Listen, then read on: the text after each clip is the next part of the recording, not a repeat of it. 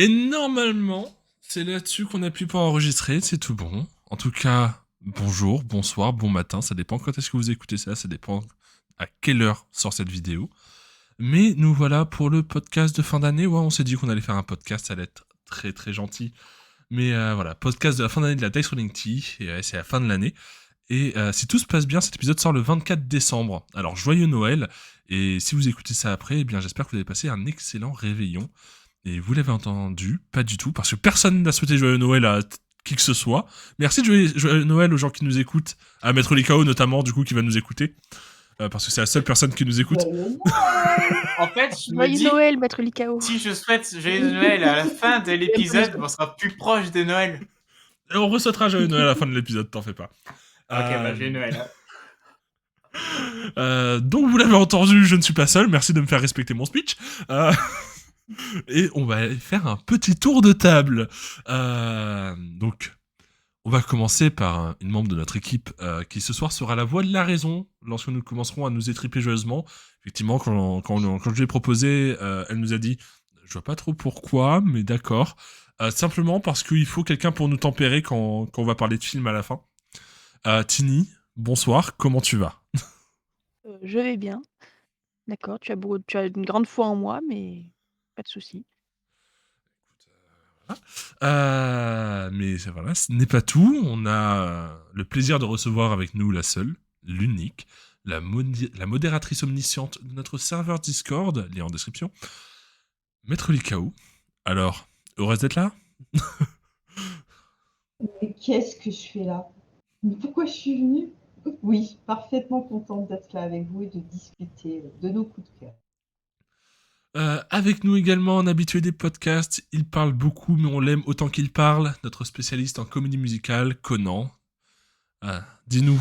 Alors, où est-ce que t'officies? Qui es-tu? Comment tu? Quoi tu? Voilà, tu. Alors, dans l'ordre, je suis moi, je n'officie dans aucun office. Je suis moi-même depuis très longtemps, depuis aussi longtemps que je m'en souvienne. Donc, à peu près l'âge de 7 ans. Ma mère dit que j'étais déjà moi-même avant, mais j'ai aucun souvenir et je lui fais pas confiance. Sinon, oui, je suis Conan et je suis content d'être là.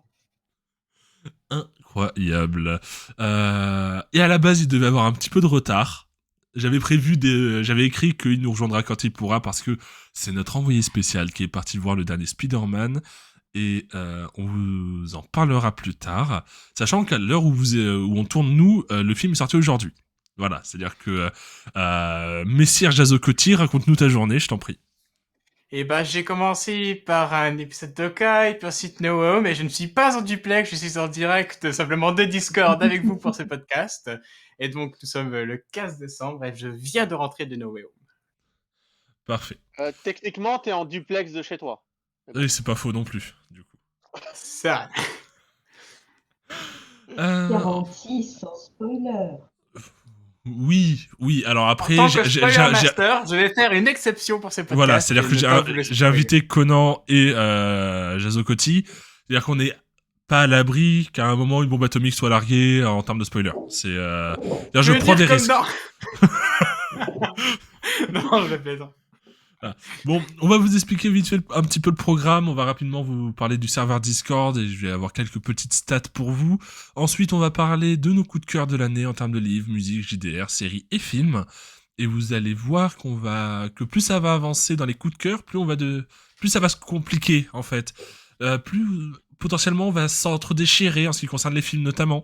Et à la fin, on va avoir un petit jeu sympathique où 2 membres de notre équipe vont essayer de deviner ce qu'il se passe dans une saga de films en ayant vu le premier et le dernier de la dite saga. Enfin, pas vraiment, on vous réexpliquera ça à la fin. Mais voilà. Du coup, on va commencer très rapidement par le premier segment. Et donc, c'est parti. Ouais. Là, il n'y a aucun jingle. Totalement. Je suis entièrement d'accord avec vous, c'est honteux. Mais j'ai pas le temps de faire des jingles. Hein. J'ai des choses à faire. Un jingle improvisé. Vas-y, fonce. Ouais, Ah non, ça marche pas, je crois. C'est vrai. Je crois qu'elle était vite cette tête. C'est pas la mienne. Le livre du mois. Pardon. Le point DRT. Bon allez, en quelques petits mots sur le serveur Discord Dice Rolling Tea, le lien est toujours en description. En effet, cela fait plus d'1 an que nous avons un serveur Discord dans lequel nous organisons des parties de JDR et je peux vous dire que cette année... cette année, oui, non, mais alors je préfère le dire de suite. Les stats qui vont vous être données sont relativement très approximatives, on n'a pas compté, on le fera peut-être l'année prochaine. Mais on peut approximativement dire que aujourd'hui le serveur compte plus de 160 membres et qu'au cours de l'année 2021, on peut compter environ plus d'une centaine de parties de jeux de rôle sur le serveur DRT, une quinzaine de JDR différents. On y fait plein de choses, des univers connus, des créations originales, on a même quelques petits events sympathiques. En ce moment même, il y a un concours d'affiches moches pour fêter les 1 an et 92 jours du serveur. N'hésitez pas à passer pour venir participer. C'est jusqu'au 31 décembre, alors n'hésitez pas si vous voulez venir, vous êtes évidemment les bienvenus. Je préfère vous le dire de suite, il n'y a rien à gagner. Voilà, merci. Il n'y a strictement rien à gagner, on fait ça parce que c'est rigolo. Voilà. Mais du coup, petit tour de table, très rapide, au tac au tac, j'ai pas prévenu les invités de cette question. Mais est-ce que vous avez un petit souvenir du serveur, genre un petit truc un peu marquant, un truc que vous avez bien aimé, quoi que ce soit Maître Likao, on t'écoute. Ah bah, la partie de la saison 1 de Fast and Furiosa que tu nous avais fait au débeauté, où tout le monde était là, à part Conan, et où littéralement j'ai cru que j'allais mourir de rire. Et ça aurait été une très belle mort. Pour mettre un peu en contexte, j'ai pris des articles aléatoires sur Wikipédia, on a fait une histoire et c'est parti en couille, bien évidemment. Conan, Conan, c'est comme tu le souhaites. Est-ce qu'on peut t'appeler Gilbert sinon? Ma foi, c'est très original, Gilbert. Voilà. Bah écoute, ça restera Conan du coup. Mais tu peux m'appeler Conan, pas de problème. Donc, moi, un souvenir, c'est bien sûr la lutte fratricide qui a séparé ce serveur en 2 clans pendant une nuit entière. La fameuse guerre des loutres contre les chauffages chauffants. Les loutres et les radiateurs, effectivement. Ouais. On avait duré jusqu'à quelle heure hein? Je crois 3-4 heures du mat ce soir-là. Au C'est 4 ça, heures, ouais. moi. Non, voilà. Voilà, donc à partir de ce jour-là, non, mais à partir de ce jour-là, j'ai bien sûr promis solennellement de plus jamais faire de phrases de plus de 15 mots pour pas qu'une fille se mette à crier radiateur sans raison. Et on sait tous Et là, que si tu tu as comptes échoué. cette phrase, tu te rendras compte que Et si tu comptes cette phrase, tu te rends compte que j'ai fait 16 mots. C'est parfait. Il n'y a aucune preuve de cette conversation sur le Discord, bien sûr. Peut-être 2 ou 3 top radiateurs, hein, quand même. Hein. Et quelques petits emojis sur le Discord aussi. Mais, Sans parler des gifs de loutre, j'en avais jamais vu autant de Oui. ma vie. Je pensais Oui. pas qu'un jour j'aurais besoin d'un psy pour oublier les loutres. Sachez qu'il y a plus de gifs de loutres, ou du moins de loutres, sur le serveur que dans votre zoo le plus proche. Sachez-le. Voilà, mais Tini, du coup, est-ce que tu as un souvenir qui t'a marqué sur le serveur, un point un peu sympa, ou un point que t'as détesté, hein, ça se trouve, tu peux dire que l'admin en ma personne est un stricto enfoiré, tu peux le dire, c'est vrai, je le sais, donc t'inquiète. Non, ça va. Non, mais tu peux Je la n'aime chose pas que tu faire diras. partie, voilà, j'ai beaucoup de parties qui m'ont bien fait rire, en tant que joueur, en tant qu'MJ. Voilà, les joueurs qui ont été assis, ce que j'ai beaucoup aimé, mais du coup, c'est un spoiler pour Conan, c'est la partie où vous avez joué avec Maître Likao. Oui, tout à fait. Voilà, donc Ouais. celle-là était assez extraordinaire et mais voilà, pas rien de particulier pour l'instant, qui me Donc, très bien, donc tu ne nous aimes pas, parfait. je vous aime. Je suis pas t Après on peut parler du fait que j'enlève de certains de vous la nuit, hein, mais Non, faut pas le dire, après c'est déjà bizarre. Jazokoti, du coup, une anecdote, quelque chose, nos discussions jusqu'à beaucoup trop tard le soir sur pourquoi est-ce que Marvel c'est pas si bien, mais voilà, vas-y fonce. Bon, en fait, je pensais plutôt à du jeu de rôle. C'est vrai qu'au départ, je voulais dire Pizza on Furious, mais bon, ça a déjà été dit. Donc, ensuite, c'est un peu égoïste et si je dis mon propre jeu de rôle, donc je vais dire simplement le jeu de rôle de Berek Josewix, où simplement le but était de faire annuler les examens. Oui. qui a été une partie extraordinaire que j'ai pu jouer et j'ai J'avoue. hâte de faire la suite. Oui, c'est vous qui avez fait dégénérer il fallait annuler un examen, vous avez déclenché une guerre entre trois nations. C'est ça, c'est ce que, c'est ce Ouais, que j'ai enfin, fait. Conan, nous, on a quand même mis la ville en quarantaine. Euh, Oui, mais on n'avait pas le choix. c'est vrai qu'on n'avait pas le choix. C'était désespéré, mais valide. Mais bon, la Et d'ailleurs, philosophie, un gros big up à Laszlo qui avait me jeté cette partie d'une main de maître. On s'était Oui. vraiment marré. C'était très très drôle. À écouter et à jouer. Totalement. C'était absolument prodigieux. C'est dans l'univers de The Witcher en plus. Enfin, c'était allègrement parti en cacahuète, on ne va pas se mentir. Et du coup, voilà pour le petit point sur le serveur, ça a été rapide, hein, voilà, on n'a pas duré très longtemps, mais ce n'est pas très grave parce que là on va passer au moment des coups de cœur de l'année. On va aborder 5 thématiques, donc du coup les livres, la musique, les JDR, les séries et les films. Certains d'entre nous ont utilisé des jokers pour éviter de répondre à certaines questions, notamment parce que soit on n'a pas spécialement consommé ou ce genre de médias ou quoi que ce soit, mais Moi, je pense ça, que c'est de votre santé mentale. ça va d'être intéressant. Sachant que moi, du coup, là, aujourd'hui, j'ai pris tous les noms, j'ai cherché des images, donc il va y avoir des trucs qui vont apparaître à l'écran. C'est certainement le talk le plus travaillé de mon histoire. Et ça, c'est beau. Et du coup, je reprends mon runner parce que, de toute façon, personne va le respecter, donc on s'en fout.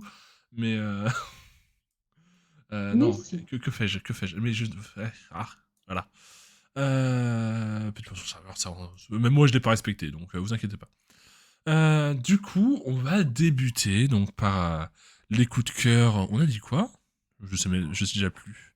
bah, BD, Livre de BD livre, l'année. BD livre, voilà, c'est bah, ça. parfait. Merci de suivre ma place. Sinon c'est compliqué. BD et livre.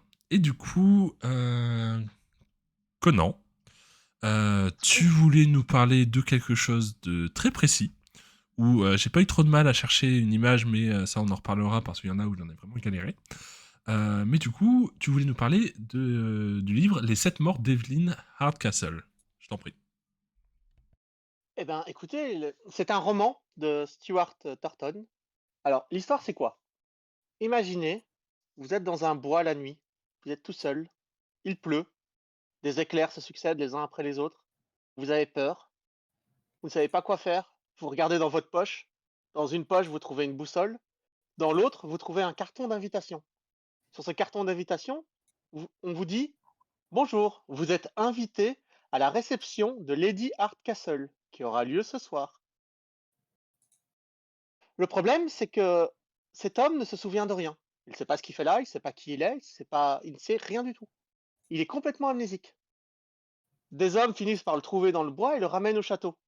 Et là, on lui explique qu'il est en fait un docteur, ami de la famille, à qui on a demandé de venir au cas où il y aurait un problème. Mais lui ne se souvient toujours de rien. Rien ne lui revient, il comprend pas. On a beau l'appeler Tom, il se dit mais non, mon nom à moi c'est Franck, ça n'a pas de sens. Et quand il se retrouve tout seul le soir dans sa chambre, un homme vient le voir. Cet homme porte un masque et il lui dit: Écoutez, ce soir à 23 heures, la princesse de ce château sera assassinée. Vous devez empêcher ce meurtre. Si vous n'y arrivez pas, je vous renverrai dans le passé et vous devrez recommencer. Attention, je ne vous renverrai dans le passé que 7 fois. Au-delà de la 7e fois, ce sera terminé. Par contre, pour corser le tout, à chaque fois que je vous renverrai dans le passé, je vous mettrai dans le corps euh, d'un autre invité. En réalité, vous êtes juste une âme qu'on a transférée de corps en corps, et je ferai ça tant que vous n'aurez pas résolu le problème. Ce roman est magistral. C'est l'une des meilleures enquêtes policières que j'ai jamais lues de ma vie. Il y a plus de 50 suspects, il faut vraiment avoir une feuille à côté pour tout écrire. Il faut écrire qui fait quoi, quel est le lien avec Lady Hardcastle qui s'est fait tuer, à quelle heure elle a été tuée, qu'est-ce que eux faisaient à chaque période du temps.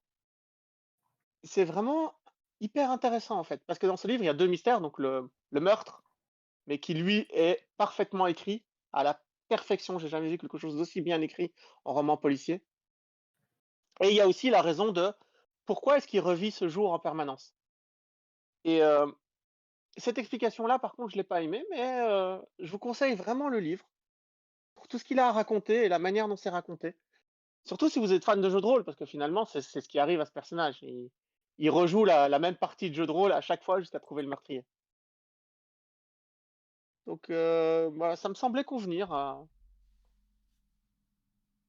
Je pense que vous devriez le lire, honnêtement. Les sept morts d'Evelyn Hardcastle. De toute façon, les viewers ont l'image de la couverture du livre, d'une des couvertures, je sais pas s'il y a eu plusieurs rééditions, mais sache que moi, perso, ça m'a donné énormément envie de le lire, et j'ai failli aller sur Amazon directement le commander, sauf que vu que j'enregistre, ça allait laguer, ça allait être horrible. Est-ce que parmi les invités qui sont ici, quelqu'un d'autre l'a déjà lu à tout hasard? Non. Mais ça paraît intéressant.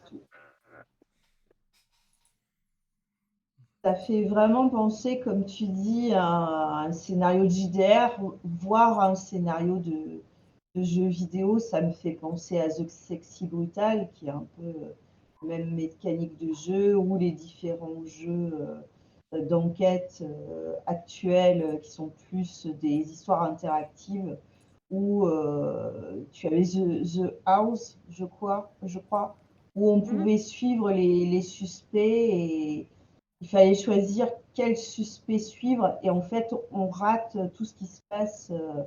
Les autres suspects continuent à vivre leur vie, et on va devoir se focaliser que sur une partie du jeu. Et je pense que c'est intéressant de voir que les mécaniques du jeu vidéo et du JDR commencent maintenant à retransparaître sur les livres, comme ça a été le cas inversement pendant très longtemps, le JDR et les jeux vidéo qui se nourrissaient de la littérature. Et ça fait plaisir de voir qu'on en est au point où maintenant ces arts dits un petit peu moindres sont capables aussi d'influencer sur des arts plus anciens et considérés comme plus nobles. Ok. Moi, ça me faisait surtout penser à une partie de Cluedo, mais la même partie que tu recommences encore et Oui, encore. Mais je me rends compte que j'ai oublié de le préciser, mais l'histoire se passe à l'époque d'Agatha Christie, donc on est vraiment dans les années 30-40 en Angleterre, quoi. Il y a ce côté aussi, si vous êtes fan de vieux romans policiers d'Agatha Christie ou de Sherlock Holmes et tout ça, c'est vraiment dans cette ambiance-là et ça se passe dans cette époque-là. ok, ben c'est noté. Donc évidemment, on vous invite à vous le procurer pour le lire, le découvrir ou le redécouvrir si vous l'avez déjà lu. Mais n'hésitez surtout pas. Alors, d'après mon runner, ensuite, là, voilà, ça va être marqué là. Parce que je me retrouve en même temps dans mon runner. Enfin, c'est le bordel. Il y a rien de prêt, comme d'habitude. Nous avons donc Maître Likao. Tu voulais nous parler. C'est pas vraiment des romans, c'est pas vraiment des BD, c'est des strips. C'est un truc un peu particulier, mais je te laisse en parler, je t'en prie. Oui, c'est un univers en fait de l'auteur qui s'appelle Pins sur les internets, qui a un monde qui tourne autour de deux personnages, Tini et Toll, et il propose de livrer ses strips, ses comic strips, tous les vendredis environ sur Twitter. Donc l'intérêt, c'est que ça se lit très très vite, c'est très pertinent, c'est très drôle. Il a un coup de crayon bien à lui. Et c'est surtout quelqu'un qui a un univers étendu assez cohérent et assez important. Tiny et Todd, on va pouvoir les retrouver sur Twitter, Instagram, son Patreon et l'ensemble des réseaux et sites internet, mais ils interviennent aussi dans un webtoon qui s'appelle Les Chroniques Brutales, donc, qui en sont à la saison 2. Donc, Tiny et Toll ne sont pas les héros des Chroniques Brutales. Et ça peut vous intéresser aussi parce que déjà une partie de la saison 1 est gratuite sur le site où se trouve le webtoon. Mais c'est surtout que c'est un très grand hommage au jeu de rôle, puisque l'histoire s'intéresse à un barbare qui, suite à une étrange pandémie, va devoir aller chercher un remède à l'extérieur de son village. On est dans un monde post-apocalyptique. Et pour la blague, les Chroniques brutales, ça avait commencé pour la pandémie, justement. L'auteur avait pris, comme beaucoup de créateurs sur Internet, s'était saisi de la pandémie du Covid pour en faire quelque chose de drôle, d'impertinent, et puis surtout changer les idées aux personnes qui étaient lockdown à cause de la pandémie. Tiny et Todd, vous pouvez aussi les retrouver dans un recueil. Je crois qu'il y a même une saison 2. Alors, c'est l'ensemble des strips qui sont assemblés et qui ont été édités par Pins aussi. C'est l'auto-édition, il me semble. Pas de bêtises. Et Tiny et Toll, c'est aussi un point and click. Vous connaissez mon amour pour les point and click. Donc c'est le chapitre 1, Tiny and Toll Gleipnir, qui reprend en fait la légende les légendes nordiques. Et donc l'histoire, c'est que ça parle de Fenrir, de ce loup qu'il va falloir enchaîner, et comment les forgerons vont être capables de créer une chaîne magique. Et donc, on reprend toujours les mêmes poncifs de l'aventure, du JDR, de comment trouver les bons ingrédients pour faire cet objet magique et légendaire. Bref, je vous conseille vraiment de vous intéresser à cet univers qui est multimédia, qui est assez facile d'accès, puisque pas mal d'œuvres sont accessibles gratuitement, et aussi à soutenir Pins, parce qu'il mérite que son travail soit rémunéré, soutenu. Voilà, voilà. Bah, très clairement, quand j'ai fait les recherches justement pour les images, justement là, sur la vidéo, vous avez quelques extraits de différents strips. Et c'est vrai que ouais, j'avais l'embarras du choix et c'est très très drôle. Honnêtement, c'est compliqué de faire vraiment une bonne vanne sur seulement 3 cases, quoi. Et il arrive toujours à se renouveler et tout, c'est trop bien. Oui, et puis c'est vraiment, pour le coup, on parle d'humour inclusif, mais là, on se moque de personne et de tout le monde. C'est toujours subtil, c'est toujours pertinent, c'est hilarant, et comme tu dis, en 3 cases. Et ça se trouve où? Chapeau là. Alors ça se trouvera en description.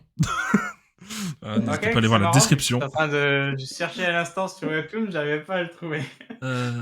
Alors je crois que c'est ouais, Twitter, Facebook, tout ça, ou même le Ah, Patreon, ok. mais pas forcément sur Webtoon. Insta. Ah ouais, Ouais. Insta. Mais ouais, je mettrai les liens en description, je vais avoir pas mal de boulot pour les 2 prochains jours, mais ça sera ok. Non, bah super, on vous invite pareillement à découvrir Tiny and Toll, c'est vraiment très très cool. Et justement, en parlant de Tiny and Toll, nous allons nous adresser maintenant à Tiny, rien à voir, mais sauf le nom. Et encore, je crois qu'il y a un i dans Tiny and Toll. Mais vas-y, Tiny, dis-nous tout. J'ai cru comprendre que tu voulais nous parler d'un auteur, je crois. C'est voilà, donc je te laisse la parole, fonce, on t'écoute.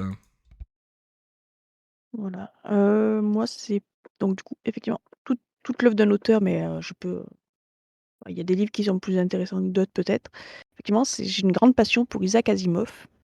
Alors je pense qu'il est né avant que enfin il est mort avant que Jaso naisse, mais Très probablement. Attends, je vais vérifier. voilà. Mais c'est un auteur en fait que j'ai découvert moi adolescente. Donc les textes seront moi je l'ai lu en français évidemment. C'est des textes qui sont toujours très simples, qui ont quand même eu un grand impact, sur la littérature, et même un petit peu les livres. Un petit peu les films puisque, effectivement c'est lui qui a inventé le concept de loi de la robotique. Et moi les éditions que j'avais, c'était des recueils de nouvelles souvent, mais où entre temps il racontait sa vie. Hem, donc en fait on savait un peu Voilà, il disait: «Voilà, bah, quand j'ai écrit ça, je voulais me marier. Quand j'ai écrit ça, la guerre froide était en train de repartir de plus belle». Donc on a un peu le contexte aussi sur les textes et donc maintenant je suis accidentellement à la mode puisque du coup, ils ont adapté son cycle de Fondation, sur Amazon. Donc il y a maintenant une série, Apple Plus. voilà, mais que je n'ai pas vu que j'ai pas vu la série du coup. Donc je ne sais pas du tout ce que ça vaut. Les livres de Fondation, je les ai lus il y a longtemps, mais les recueils de nouvelles, j'y reviens souvent.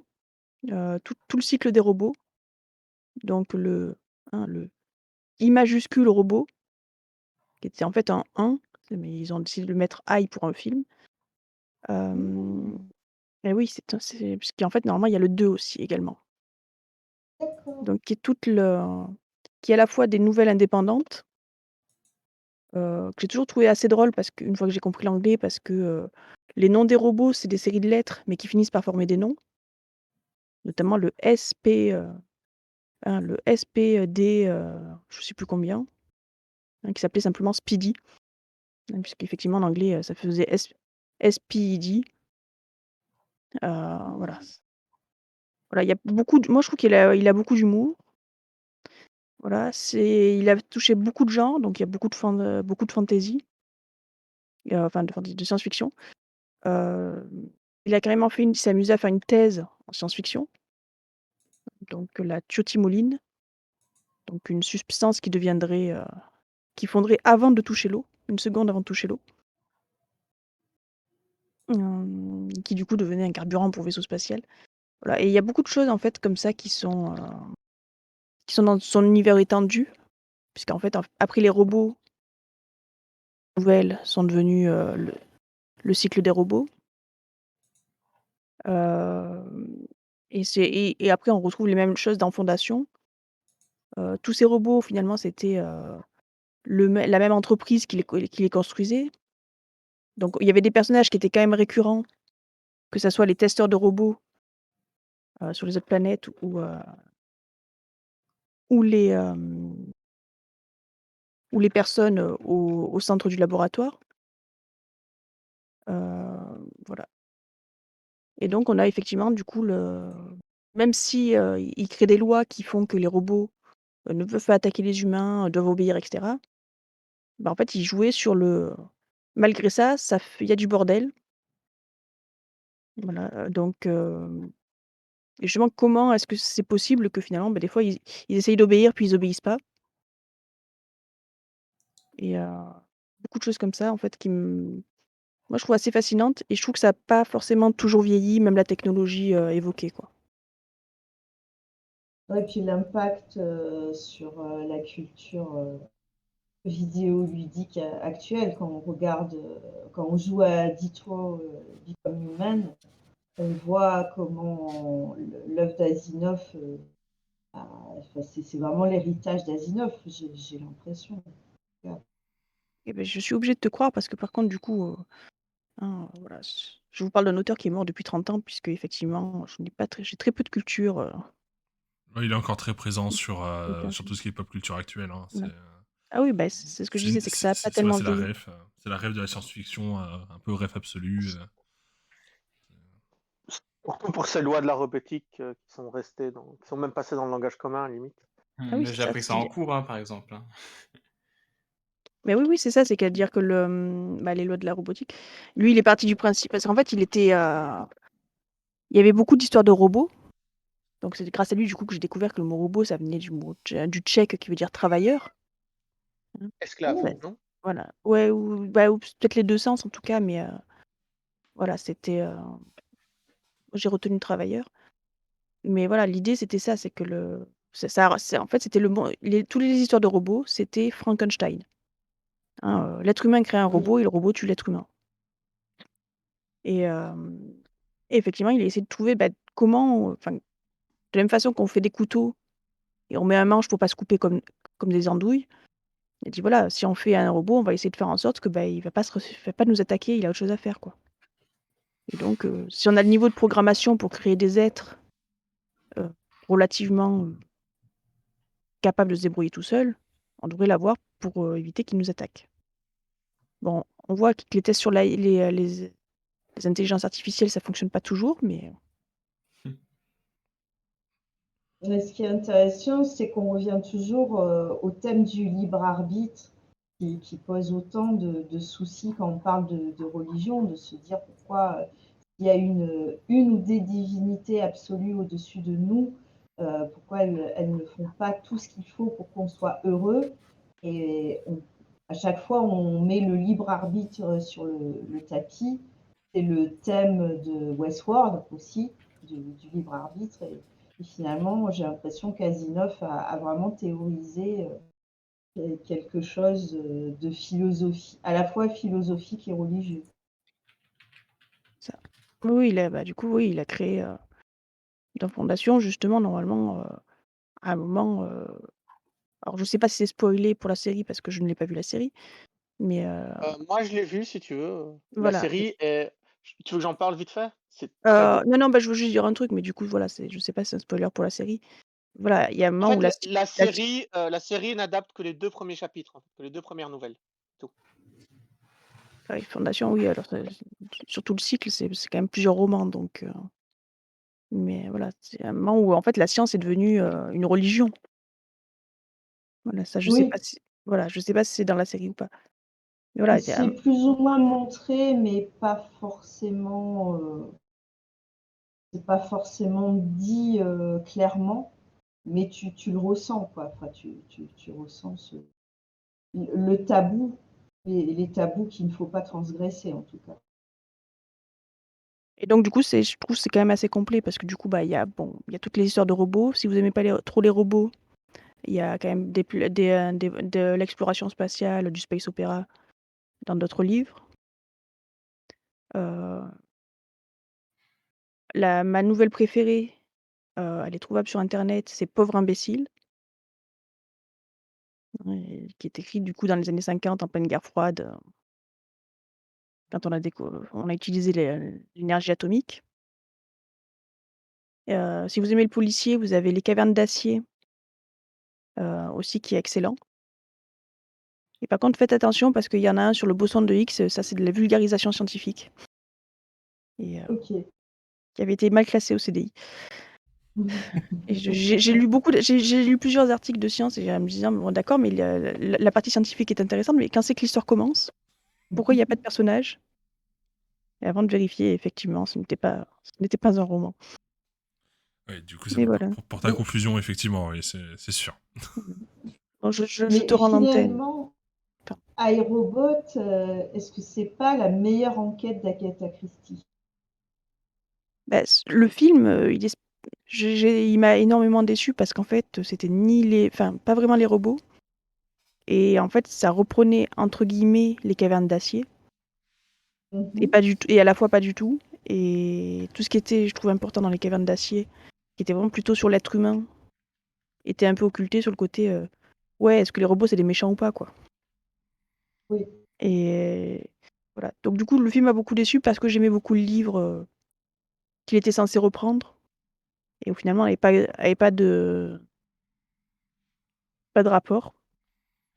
Mais Et tu nous conseilles plutôt les cavernes d'acier pour alors, commencer ou iRobot? moi je prendrais iRobot parce qu'effectivement c'est des nouvelles. Ou n'importe quel recueil de nouvelles, ça permet de donner, une idée aussi du personnage. Et en plus, je pense que une grande partie des nouvelles sont libres, heu, en tout cas sont simples à trouver, quoi. Ok, bah, je Donc, pense que ça vaut le coup de chercher, ouais, parce que c'est vrai que voilà, Asimov a encore son influence, même aujourd'hui, bien longtemps après sa mort. Et pour ma part, je vais rester dans le thème de la science-fiction. Parce que du coup, en ce qui me concerne, je lis très peu. Donc j'ai décidé de tricher.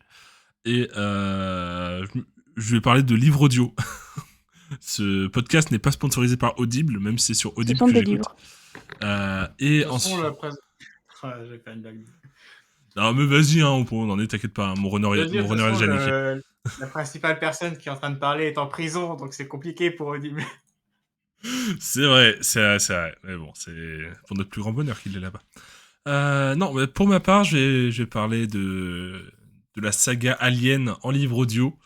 Donc du coup, là, vous vous dites les livres audio, oui, c'est juste un livre qu'on lit. Alors, les Aliens, c'est un peu particulier parce qu'on est que sur du dialogue, on a vraiment juste les personnages qui parlent avec une ambiance sonore qui est mais, prodigieuse. C'est-à-dire que vraiment, c'est incroyable, le taf derrière est fou. Et il faut savoir que il y a les voix officielles des personnages. C'est-à-dire que vous avez la comédienne de doublage officielle, donc celle qui a fait Ripley dans les films Aliens, qui prête sa voix encore à Ripley dans les livres audio. Et dans le premier, l'histoire se passe juste après la fuite du Nostromo, pour les connaisseurs, donc juste après la fin du 1, où elle dérive dans l'espace pendant pas mal d'années. Et, et en fait, elle arrive pas tout à fait au bon endroit.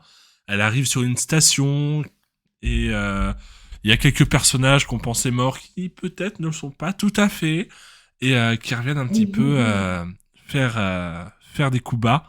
Euh, et c'est vraiment très très cool. Je m'endors avec ça. Alors oui, je m'endors avec du Alien. Mais c'est vraiment très très sympa. C'est dispo sur Audible. Je crois que l'abonnement est pas ultra cher. Et après, vous avez un jeton par mois gratuit pour un livre audio.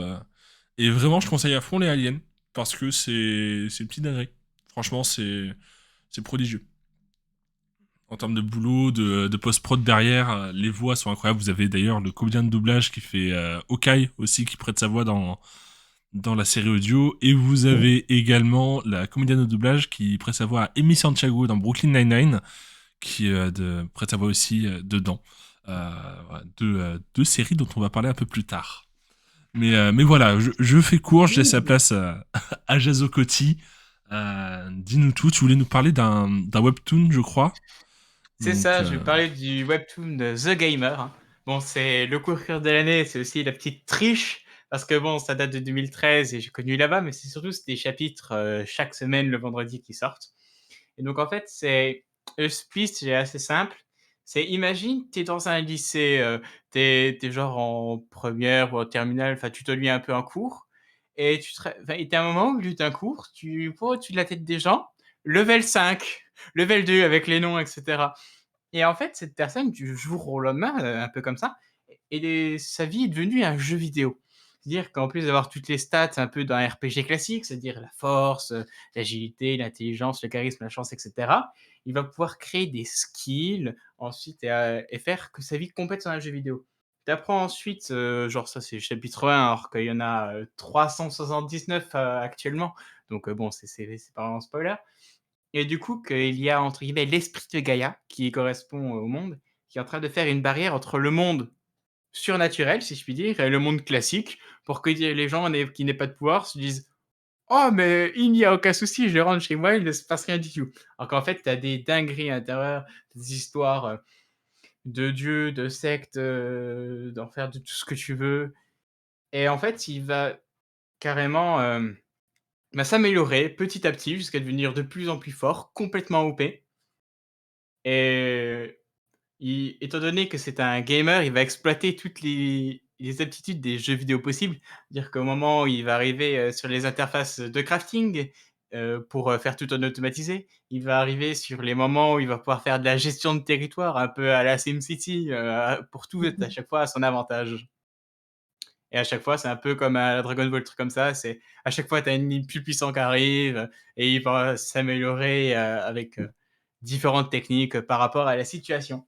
Et donc voilà, ok, ouais, c'est très. disponible sur Webtoon. Ouais, alors, Webtoon, je vais en parler juste quelques secondes parce que du coup, j'ai eu la bonne surprise il y a quelques temps. C'est vrai que j'avais vu des pubs sur YouTube, hein, je pense que personne n'y a loupé il y a quelques mois. Et j'étais assez curieux, j'y suis allé par pure curiosité pour savoir, ouais, bon, mais l'abonnement, tout ça, mais en fait, c'est totalement gratuit. Et j'ai été vachement surpris. Il suffit d'avoir un peu d'attente, hein. Là, je vais simplement regarder sur mon téléphone. Pour l'instant, tu as 383 épisodes qui sont gratuits. Et 10 de plus si tu veux payer, mais de toute façon, il y en a un qui arrive tous les vendredis. Donc, Alors, petite c'est mon petit astuce, régal. petite astuce, moi je sais que j'avais commencé un webtoon et que ça s'était arrêté à un moment donné. Et en fait, je me suis rendu juste sur le site US et c'était largement plus avancé. Voilà. Du coup, j'ai pu continuer, mais en anglais. Tout simplement. Mais ouais, Webtoon, c'est étrangement une très bonne plateforme, en fait. J'ai été très agréablement surpris quand j'y suis allé.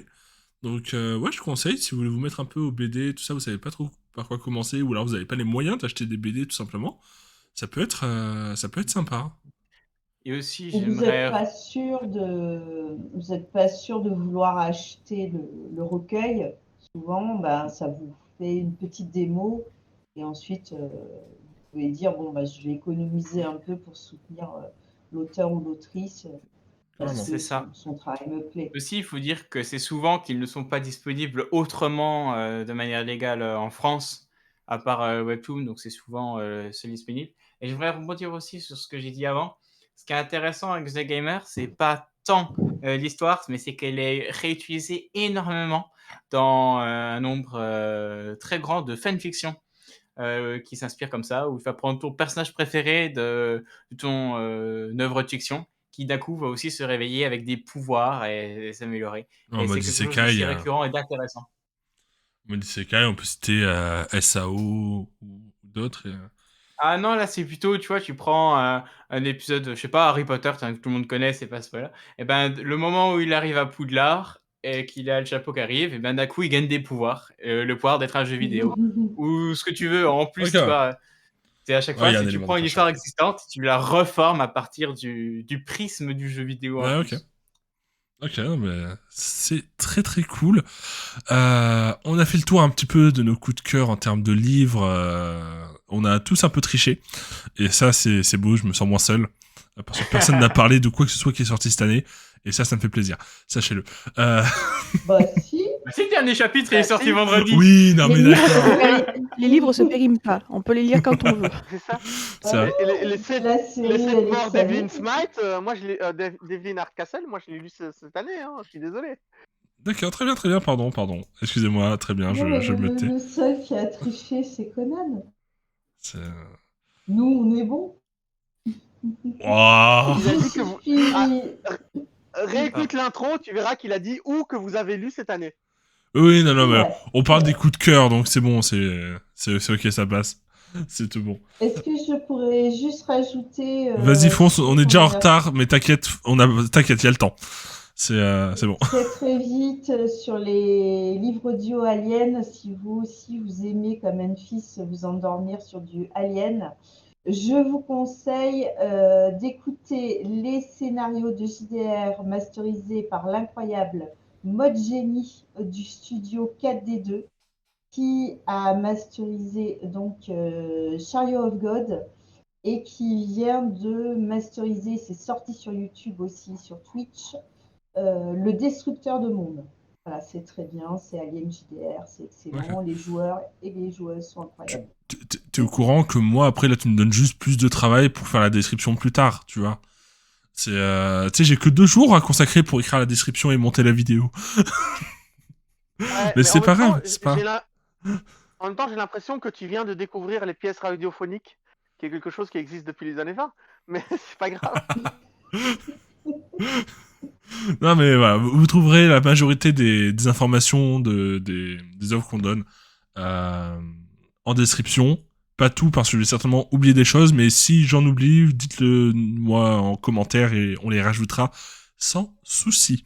Voilà, donc du coup, on a parlé des livres, c'était incroyable. Maintenant, on va parler un peu musique.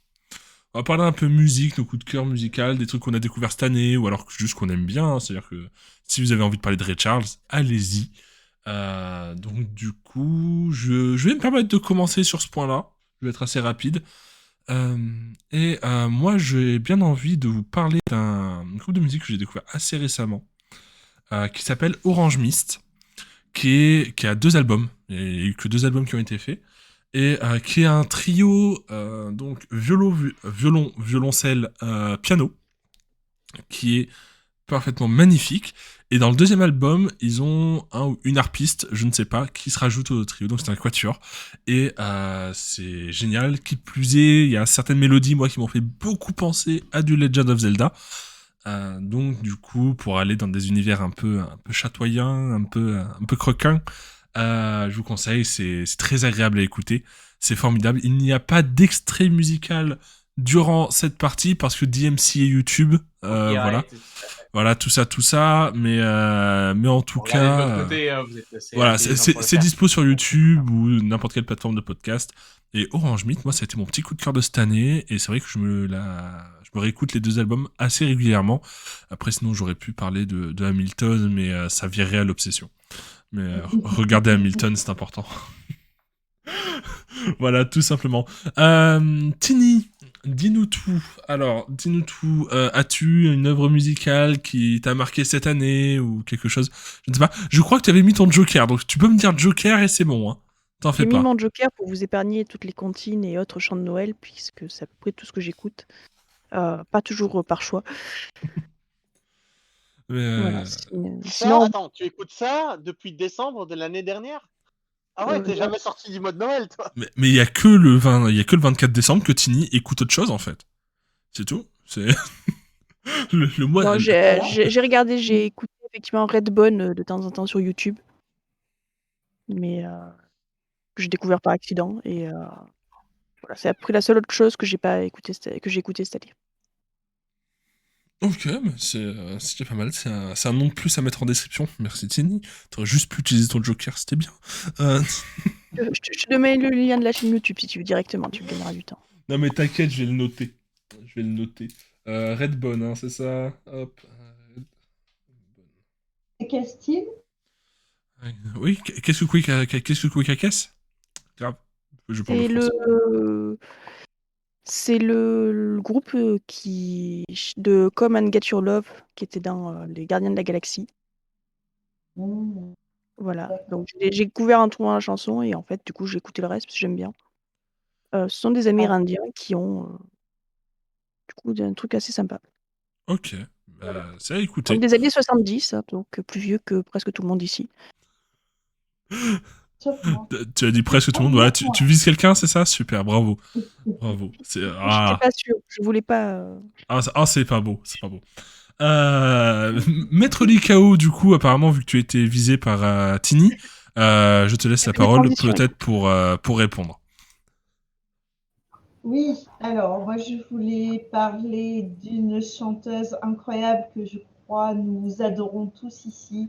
Il s'agit bien sûr d'Alba que nous avons découvert dans la mal aimée, mais pourtant incroyable saison 4 de Game of Thrones. Oui, on en parle enfin de Game of Thrones. Et Alba, donc, c'est cette autrice, chanteur, auteur, compositeur, interprète qui a une voix incroyable, une véritable voix, qui a ses fêlures, mais qui est capable de nous proposer des moments magistraux. Je pense qu'on a tous eu des frissons lors de l'île du roi sorcier dragon, le cœur stellaire, à tous ces moments qui ont ponctué la saison 5 et 6 de Game of Thrones, des moments qui nous ont tiré même des larmes aux yeux, alors que Game of Thrones, c'est censé être le fun et le lol. Moi, il y a eu des moments où j'ai eu les larmes aux yeux quand Alba chante, et des moments aussi extrêmement drôles. Mick Givray, les paroles sont incroyables, hein, avec un briquet, du bois à un briquet, il vous fait un stérilet. Enfin, meilleure parole d'Alba. Alba a sorti aussi un album. Tout ça est disponible sur YouTube, son Bandcamp, SoundCloud et compagnie. Comme disait Jazo Coty, on vous laissera chercher les liens pour que Enfis n'écrive pas une tartine.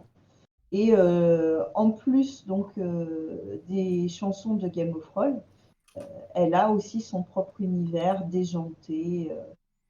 Et qui est très très Tout cool. le monde très très cool.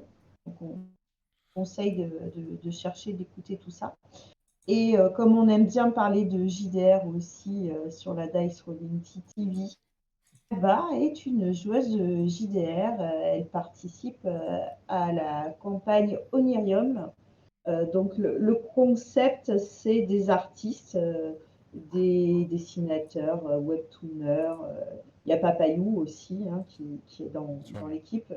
Il dessine un concept, un personnage, un monstre, un paysage, et le maître du jeu, donc je crois que c'est Tartatin, va mixer tout ça avec son système de jeu. Alors c'est du Medfan, hein, bien sûr, pour que ça soit intégré dans son scénario. C'est très sympa à suivre aussi.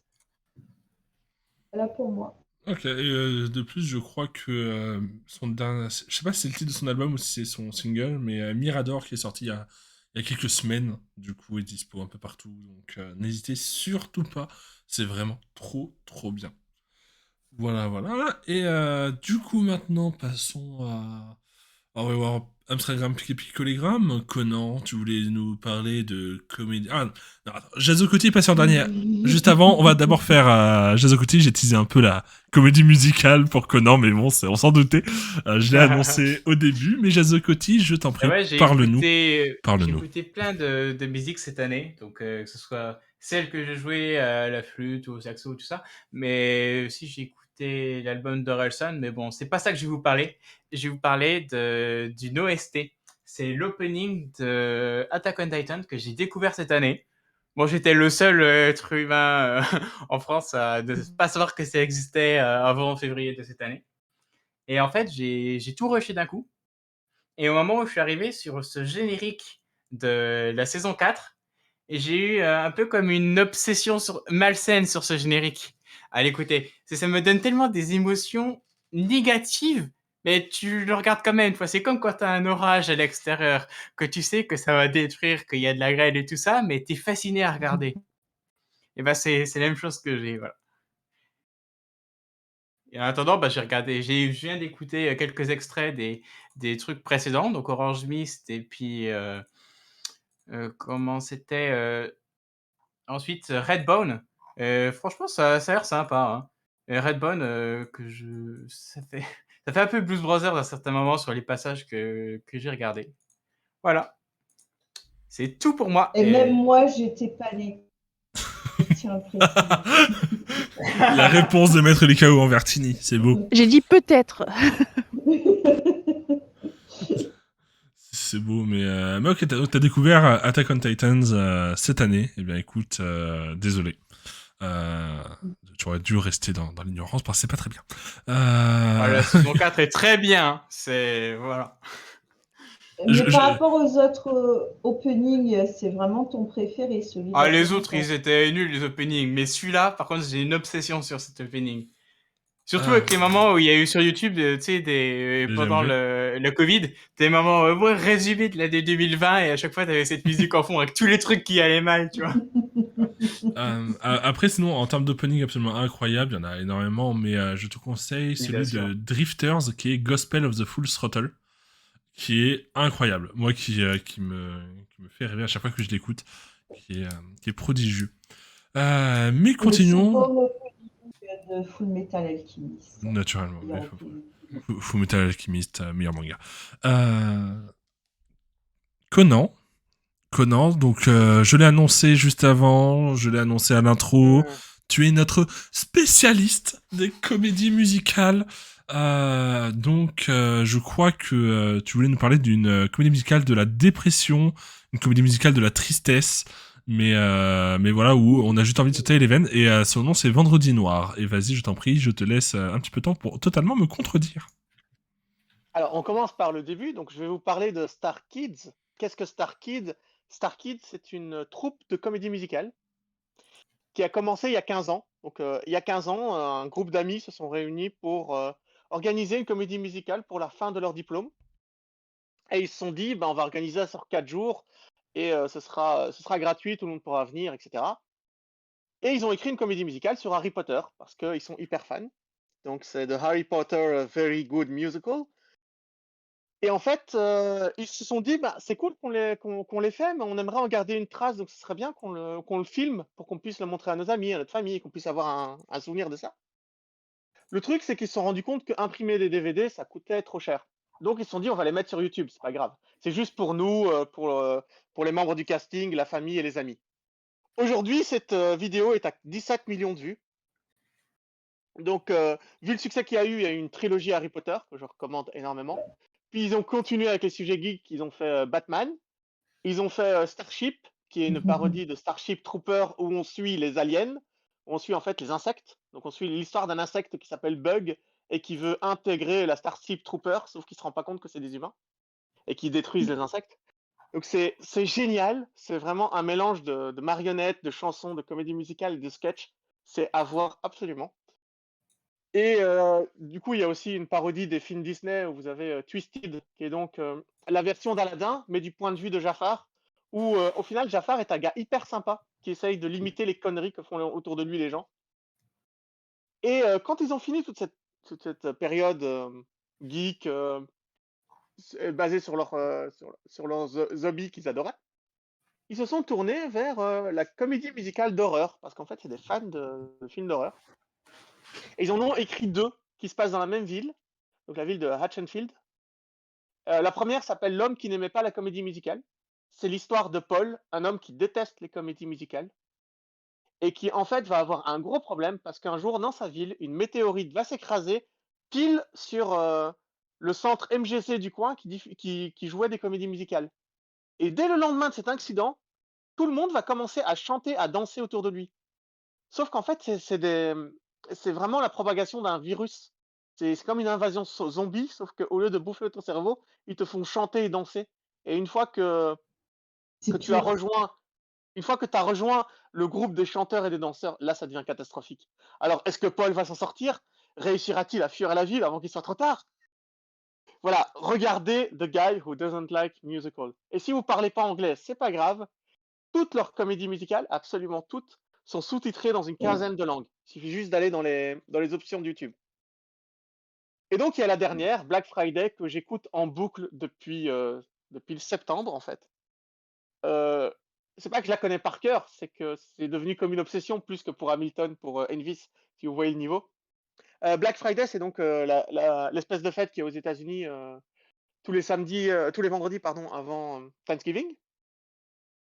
Sauf que en fait, il y a une nouvelle poupée qui est vendue dans les magasins et qui va être vendue le jour de Black Friday, pas avant. Et du coup, il y a des files énormes qui se forment devant tous les magasins pour récupérer cette poupée, qui s'appelle la poupée Gili Gili. Le souci, c'est qu'en réalité, la poupée Gili Gili est un démon d'un autre monde qui essaye d'envahir le nôtre grâce à des poupées. Et c'est en comédie musicale et c'est génial. C'est absolument génial. Voilà. Si vous avez l'occasion de regarder ces trucs-là, jetez un coup d'œil à Star Kid, vous tapez ça sur YouTube, vous tomberez sur leur chaîne et vous aurez toute leur comédie musicale à voir absolument. Et sachez qu'il me tanne depuis 3 semaines pour que je le voie et que je ne l'ai toujours pas fait et je le regrette. C'est vrai que ça a l'air prodigieux. C'est monstrueux. D'accord, et bah c'est noté. Et bah c'est super. C'est super. En tout cas, voilà, on vous a donné plein de bons conseils en termes de musique, d'œuvres à découvrir. Vous allez voir, c'est que de la bonne cam, promis. Et si vous trouvez ça pas bien, RDV Gare du Nord, wesh. Voilà. Mais Est-ce qu'on peut dire qu'on ne peut et ne pourra être tenu responsable des effets secondaires qui auront sur vous ces œuvres? je vous donnerai les adresses de tout le monde présent dans le podcast. Je ne veux pas être le seul à subir des répercussions suite à mes propos haineux envers SNK précédemment énoncés. Enfin bon, on a parlé plein de choses, notamment on a parlé de Alba qui officie chez Game of Roll. En l'occurrence, c'est là où on peut la retrouver régulièrement, en tout cas. Et justement, ça tombe bien, parce qu'on va passer dans le segment JDR, et je crois que quelqu'un voulait nous parler justement de Game of Roll, de mémoire. Et de mémoire, il me semble que c'est Jazo Coty, mais je peux carrément me tromper, hein. Parce que, Ouais, c'est parce qu'en fait, ouais, c'est ça. à part comment dire, le jeu de rôle impro, celui pour tricher les cours et Aria, Game of Roll, je n'ai pas fait ou vu de jeu de rôle. Donc, simplement, c'était le seul choix possible pour moi. Donc, allez voir Game of Roll, c'est génial et c'est marrant. Et je suis un personnage dedans. Clin d'œil, clin d'œil. Voilà, c'est fini pour moi. Mais voilà, Game of Roll que vous pouvez retrouver donc actuellement sur la chaîne Twitch de Mister MV, que vous pouvez retrouver sur YouTube sur la chaîne de qualité. Et c'est trop bien. Et c'est trop bien. Et c'est ça qui a permis de créer ce Discord aussi. Donc, je passe un petit message, un grand merci à Fibrotique, à toute son équipe de joueurs et de joueuses qui nous ont mis des étoiles dans les yeux pendant Les maintenant. mademoiselles. Les mademoiselles sont incroyables. Mademoiselles, faut pas les oublier. Et je suis un bateau de chez Mademoiselle, sachez-le. Je suis un bateau. Félicitations, enfin, je crois. Et dans la saison 4, je suis un perroquet, je crois. Mais voilà, c'est purement fortuit. Il n'y a pas de petit rôle. Il n'y a aucun petit rôle. mais non, on vous conseille bien évidemment Aria, tout sera en description pour ce qui concerne Aria, ne vous inquiétez pas, vous avez donc la chaîne Twitch de Mister MV, la chaîne YouTube de Mister MV, du coup pour les rediffs des dernières saisons. Les premières saisons sont sur qualité et les 2 saisons de Mademoiselle sont sur la chaîne Mademoiselle. Donc voilà, après Fibre a fait plusieurs interventions un petit peu partout. Mais voilà, en tout cas, Aria, grosse valeur sûre quand même, pour toute personne qui souhaite débuter dans le jeu de rôle. Ça, c'est sûr. Voilà. Les chroniques de la Reine des Reines, faut en parler aussi sur la chaîne YouTube de la DRT. Excellente. Appuyez sur le bouton abonner, mettez la cloche, ensuite allez sur notre chaîne et vous aurez aussi un actual play de notre part. Vous y retrouverez Tini et moi-même à l'intérieur de cet actual play. Et en plus, ça vous permettra de donner un sourire à quelqu'un et de sauver une vie. Alors, abonnez-vous. Et qui plus est, vos performances sexuelles seront augmentées. Voilà. Quitte à faire, autant y aller. Voilà, non, autant le faire correctement. Mais du coup, nous allons passer à quelqu'un qui voulait parler d'un jeu de rôle que je ne connaissais pas, mais en tout cas que j'ai appris à connaître par ses couvertures pas forcément ultra YouTube friendly. Donc j'en ai choisi une YouTube friendly. Et surtout, une personne qui m'a donné un jeu de rôle où le nom, très clairement, j'en ai quand même bien galéré pour le trouver sur Google Images. Conan, sache que je te hais un petit peu, mais toujours avec plein d'amour, et tu voulais nous parler de In Nomine Satanis Magna Veritas, je crois. Alors, exactement, sauf que ça se prononce In Nomine Satanis et Magna Veritas, tu vois, c'est... Voilà. Pardon, l'erreur est mienne, excuse-moi, tu as raison, j'aurais dû prendre ma grosse voix. Donc c'est un jeu de rôle des années 90, où vous jouez soit les démons pour In Nomine Satanis, soit les anges dans Magna Veritas. Donc vous allez jouer des nouveaux anges, des nouveaux démons envoyés par leurs supérieurs, les archanges et les démons, et les princes, pardon.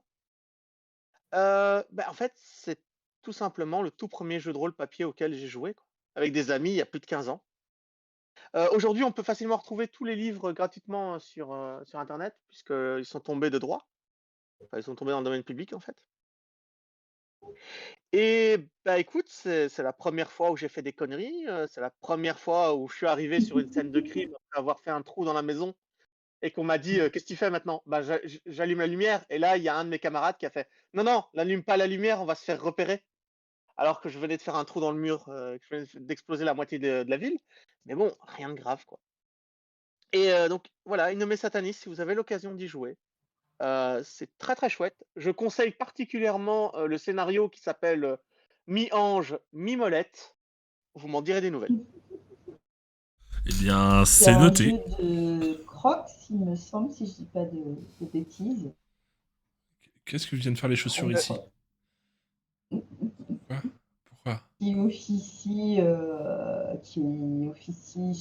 chez Casus Belli, je crois encore actuellement, et qui a fait un actual play chez Roll & Play sur Judge Dredd, et à mourir de rire aussi.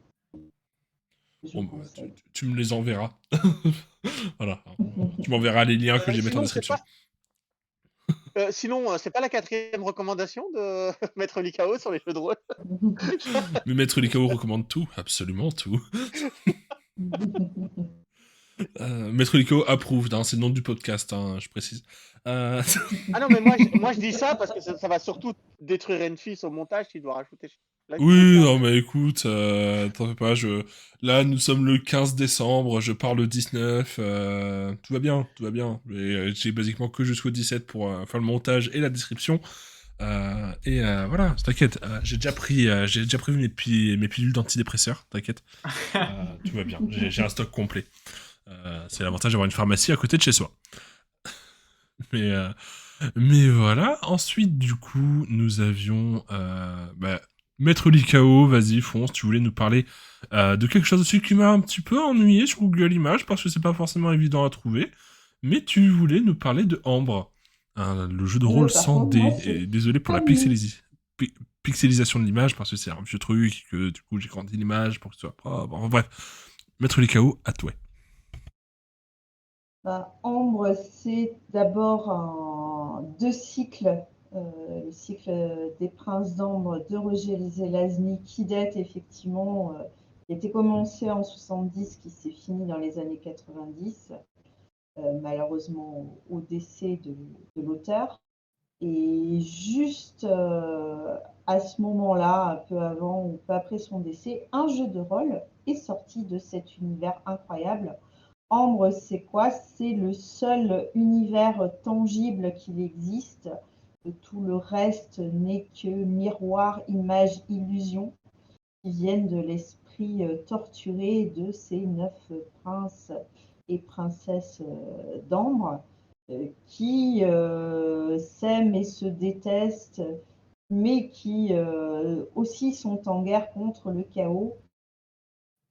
C'est un système aussi de magie incroyable à base d'atouts, de cartes et de passages d'ombre en ombre. C'est drôle, c'est truculent, c'est coloré, c'est à la fois des enquêtes, des aventures, il se passe toujours quelque chose, c'est parfois extrêmement dur et triste. C'est forcément un terrain de jeu en JDR incroyable. Et c'est aussi un JDR qui a pris le gameplay, justement, de ne pas utiliser les dés. Donc il n'y a aucun lancer de dés. Vos personnages sont tellement puissants que c'est la logique qui va résoudre une situation X ou Y en fonction de ce que vous allez décrire. C'est un JDR extrêmement narratif où le maître du jeu va arbitrer vos actions en fonction de vos pouvoirs. Évidemment, vous allez pouvoir avancer dans l'histoire en acquérant du loot absolument légendaire, renforcer vos pouvoirs, mais vous pouvez aussi mourir en un claquement de doigts. Ça qui est très très intéressant dans ce jeu.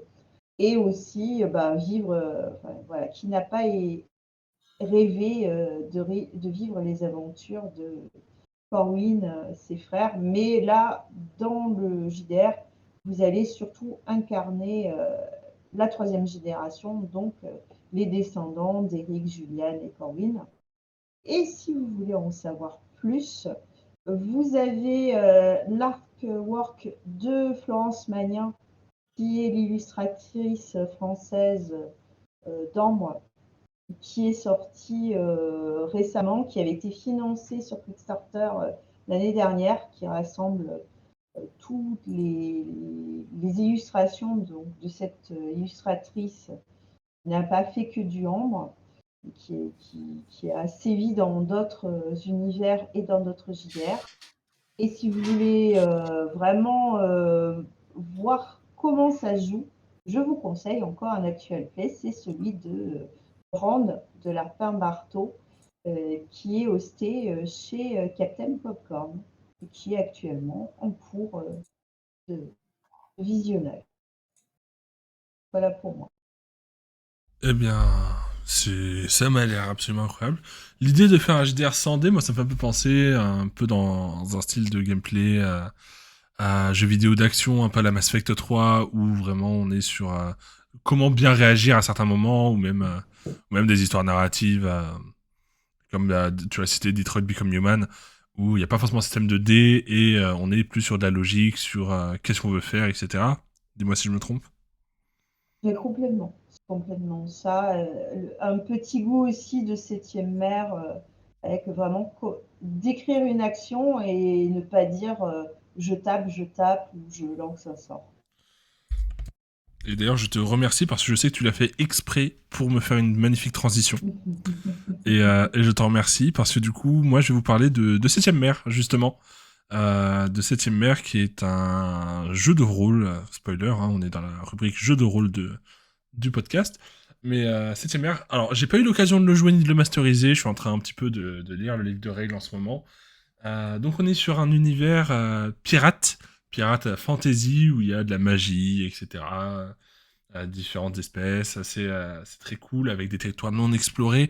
Et en fait, moi, ce qui m'a énormément plu, c'est le côté très cinématographique du jeu de rôle, où dans l'idée, vous allez avoir un certain nombre d'actions, vous n'avez pas forcément de compétences de combat au corps à corps, etc.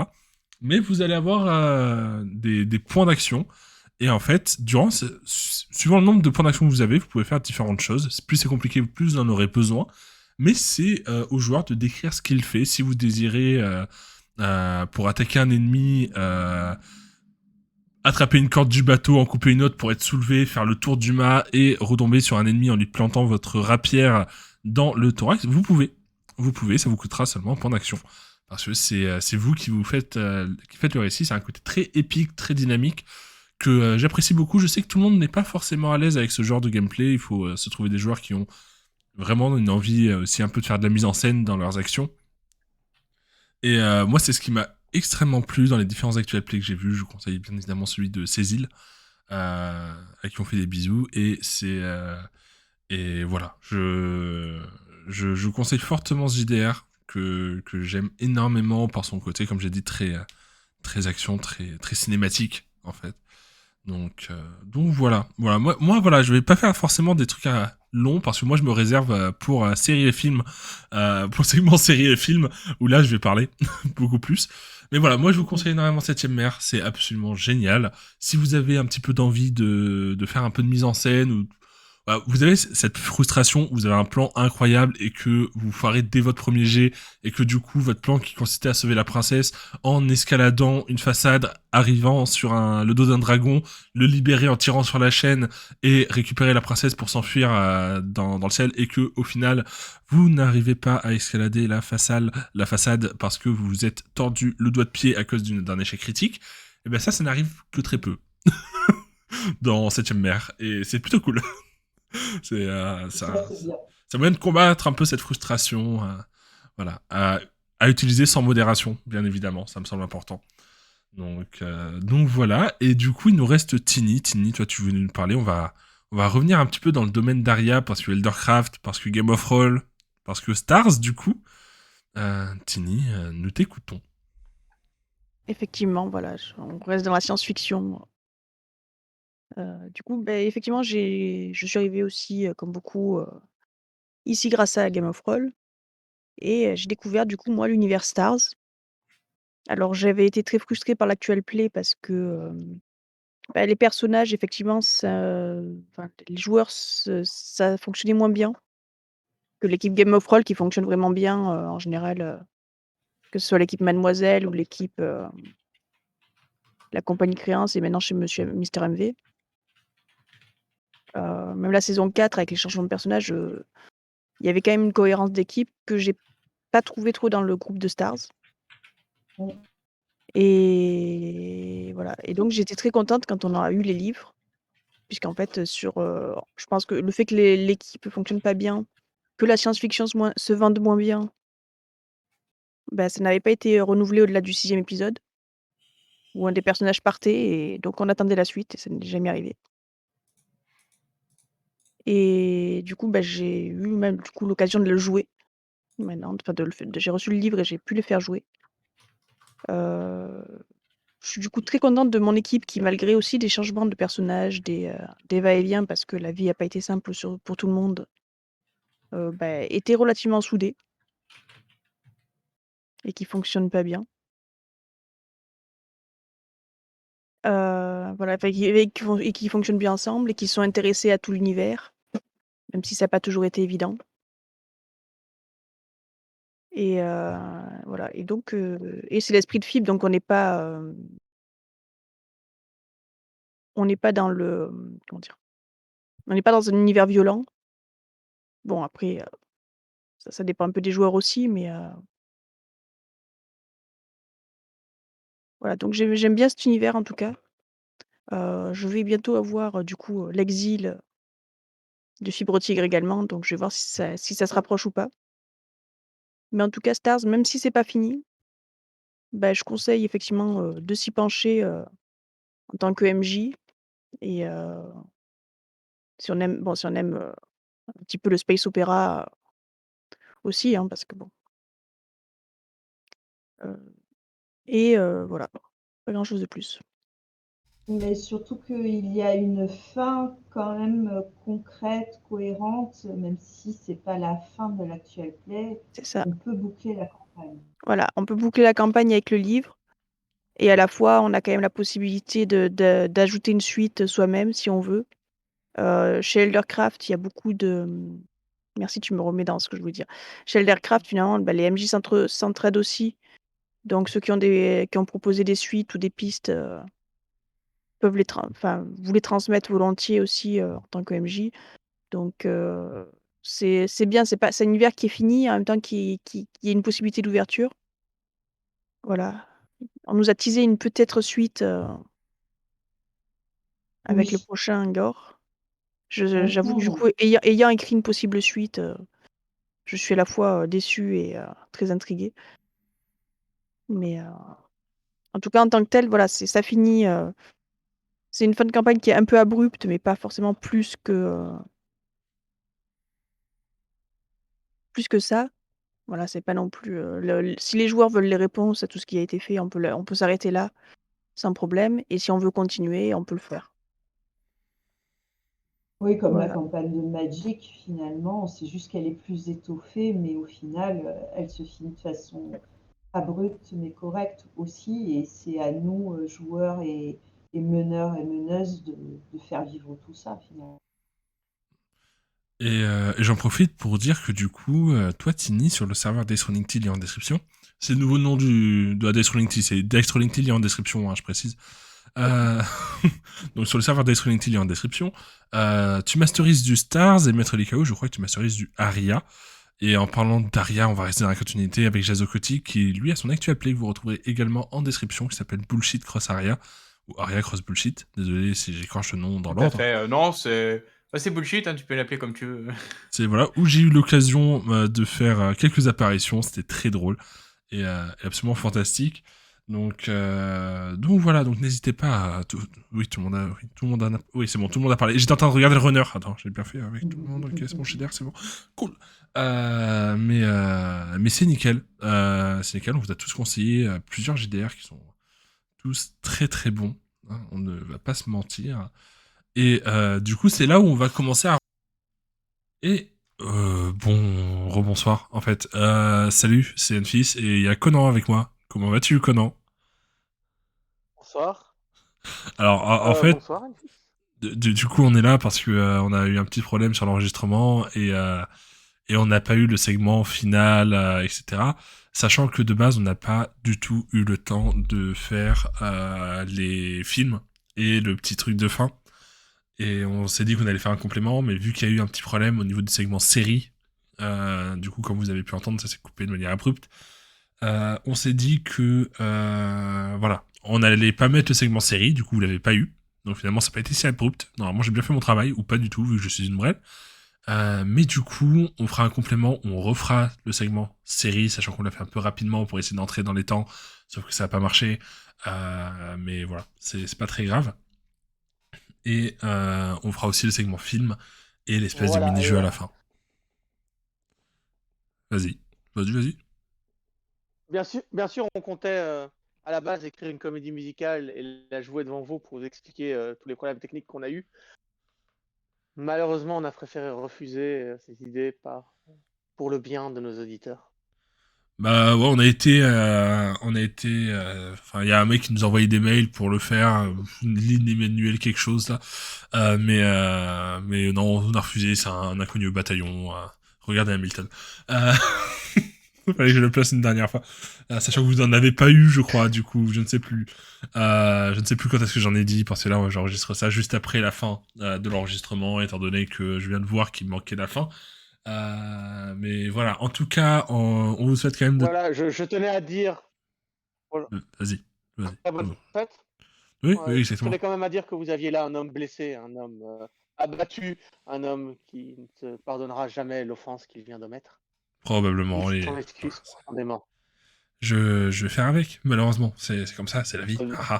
Mais non, en soi, c'est pas très grave. On fera un complément, du coup, qui sortira soit avant le 31, il y a peu de chance, je vais pas vous mentir, soit début 2022, où on parlera de nos coups de cœur séries, films, et du coup de notre petit jeu. Mais voilà, en tout cas, merci de nous avoir écoutés jusque-là. Et on vous souhaite de très bonnes fêtes, un très bon réveillon, une très bonne année 2022. Vas-y, Conan, je te laisse terminer, fonce. Parfait. Bah, je dirais bon jeudi. Un bon jeudi à tout le monde. Si vous écoutez ça un jeudi, on vous souhaite un très bon jeudi. Quant aux autres, on vous souhaite rien. En fait, du coup, on vous souhaite rien du tout. Parce que vous n'écoutez pas ça le jeudi, donc. De nous réécouter un jeudi. Ouais, voilà, c'est ça. Pour que vous puissiez vous sentir concerné, réécoutez-nous un jeudi sera mieux, en fait, directement. Mais non, ça va le faire, sachant que, attends, le 24, c'est un vendredi en plus. Putain, tu fais chier. Ça sera Noël. Tu fais pas d'effort, hein, quand même. Mais c'est pas grave. Écoutez-nous hier, du coup. Non, mais c'est vrai que j'avais oublié, je suis désolé. Voilà. Non, mais dans le doute, écoutez-nous hier. Bon, si jamais Noël tombe à vendredi 13, on le reportera. Voilà.